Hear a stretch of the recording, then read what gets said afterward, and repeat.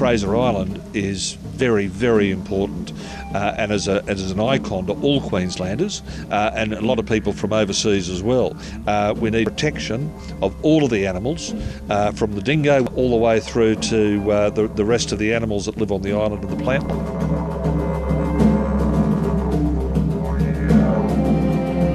Hello warm-hearted viewers and welcome to Animal World, Our Co-Inhabitants. This episode we present the conclusion of our two-part series on Australia's wonderful wild dogs, the delightful dingoes.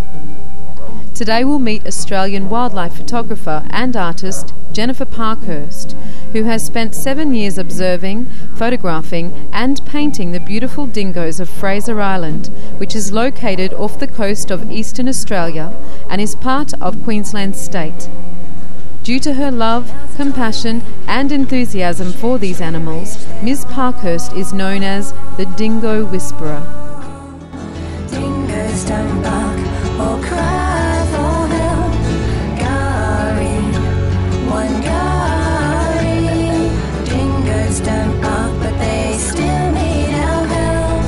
Gary, one Gary.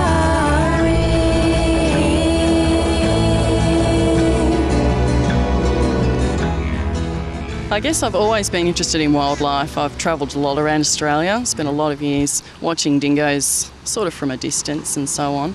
And when I came to Fraser Island, just basically fell in love with them, and that was the end of the story. It just really happened. The local Indigenous people were happy that there was somebody that was looking after the dingoes for them, and so they gave me the name Neighbour Wangari Yiran, which means our sister dingo woman, which I guess sort of translated to Dingo Whisperer.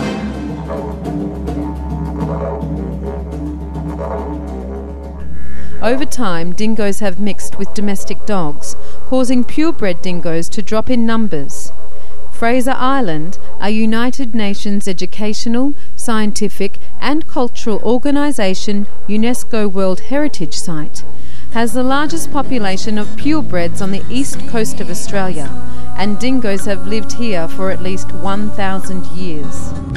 And other species go up against the wall. Now's the time we should cherish them all.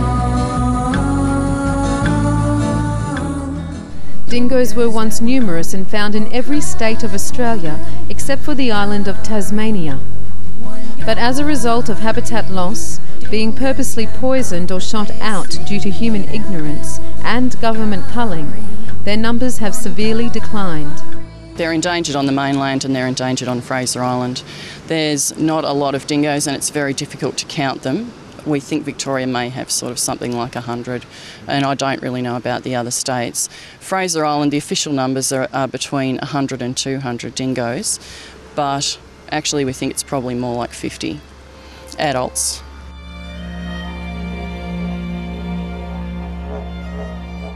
Ms. Parkhurst is Vice President of the non-profit organisation Save Fraser Island Dingoes, which seeks to preserve the remaining dingoes on the island and conduct research on their complex social structure.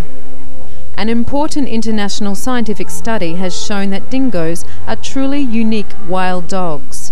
Given their genetic line, their findings confirm that the Fraser Island dingoes are indeed very special.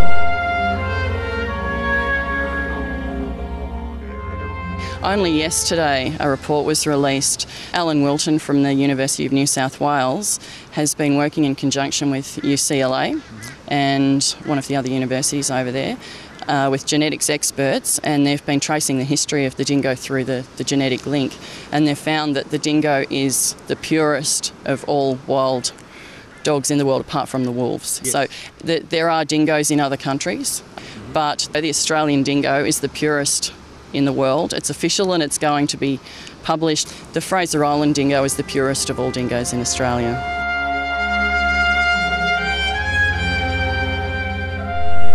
Through years of closely observing dingoes, Jennifer Parkhurst has come to understand their deeply sensitive nature.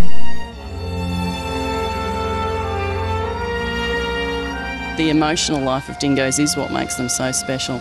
They're a very family-oriented animal. Just the way that they interact with each other, it's really clear that they do have emotions and that they do care about each other. Also, dingoes are unique as far as wild animals go in that they have a long history of companionship with people. They like companionship with each other. It doesn't matter what the weather is, how hot it is or anything like that. They always snuggle up close together when they're having their daily nap. They have a beautiful greeting ceremony.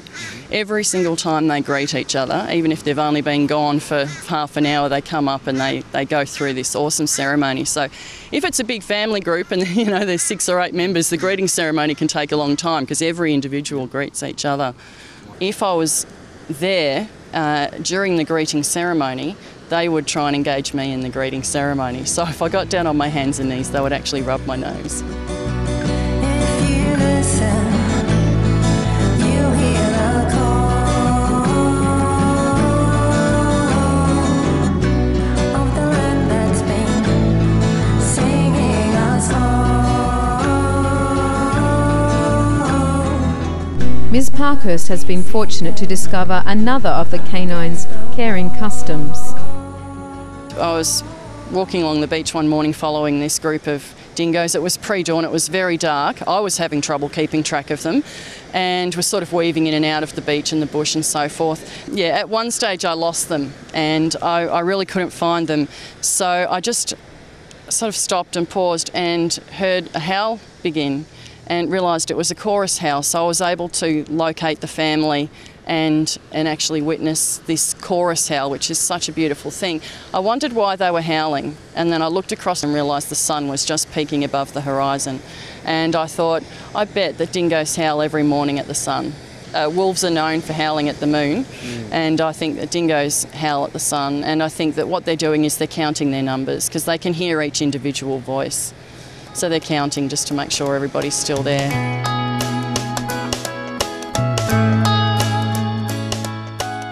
The following story is yet another example of how the dingoes of Fraser Island love and trust Jennifer Parkhurst. I met Kira about 5 years ago when she was a puppy, and I was just on the beach picking up marine debris. She'd been playing in the water and she just came running up to me and exhibited all that play behaviour kind of stuff, and we had a bit of a play, and then she kind of just sat down beside me and the friendship started from there. It was completely her choice, and that's so special just to have a wild animal choose to come and be your friend.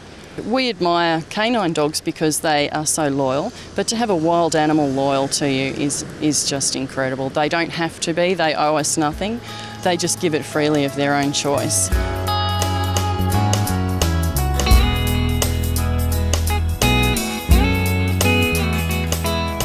The beautiful, gentle Kira is a loyal friend and shows great concern for Ms. Parkhurst's well-being.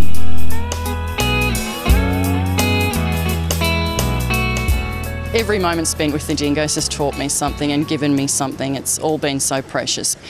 I believe that that Kira would risk her life for me without thinking twice about it. And at one stage there was a man that was harassing me and he was stalking me through the bush, and I became fairly frightened. He raised his voice and so forth, and Kira just came tearing out of the bush and placed herself right between the pair of us and bristled and whatever and scared the daylights out of him. And she stayed with me until she knew that I was safe again, which was just extraordinary.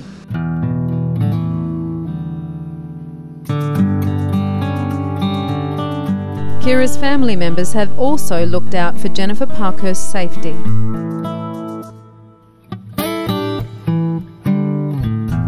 There was one occasion and I was lost. I'm diabetic and I had just enough supplies to get myself through for another couple of hours, but I did start to panic because I was deep in the bush and I had absolutely no idea where I was going. And I just screamed out for Kira. I didn't know if she was anywhere near there. And Kira didn't actually come along, but another member of the family group did. Just came along and found me and led me out of the bush. Between the ages of 1 and 2 years, female dingoes carefully select mates, remaining with their partners for the rest of their lives. and when a female becomes pregnant, she finds a sheltered area such as an abandoned burrow, hollow log, or space under a boulder and gives birth to her litter. She then feeds her precious babies with her milk until they can eat solid food. But she is not alone in her task, as her entire pack helps in raising the babies. When they're raising pups, the entire pack gets involved, and the effort that they go to ensure the survival of those pups is just incredible to watch. It's something that I can hardly even describe, and kind of goes to show why sort of family is important, why the family has to remain intact, why we can't just go and destroy members of the family. Last year's pups become alloparental helpers. All members of the pack provision the pups. So they go out and they eat the food and they bring it back and regurgitate it. And dingo provision their pups in that way. So it's very special. The fathers have a particular role in the family. They chastise the pup and teach them the rules and the social sort of skills that they need. And look, the parents do self-sacrifice. I've watched mothers nursing for 3 months, which is way beyond what a canine would nurse a pup, and they're doing it at the detriment of their own welfare. The other members of the pack also provision the mother while she's nursing. So you've got lots of adults that come in and actually feed the mother, so she's got enough strength in her body to provide the milk for the pups. Dingoes don't bark or cry for help. Gary, one Gary. Dingoes don't bark, but they still need our help. Gary, one Gary.